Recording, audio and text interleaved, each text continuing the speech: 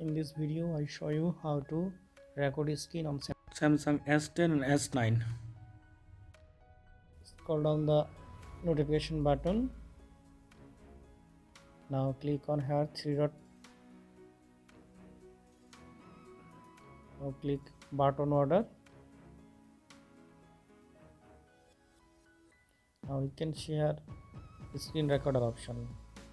Drag the screen recorder to notification. Now click on done. Now we can record the screen by clicking the screen recorder option. After clicking the screen recorder, it automatically records your screen. And if you change the screen recorder setting, go to setting, go to advanced feature. Now you can see here screenshot and screen recorder. Here you can change the screen recorder setting.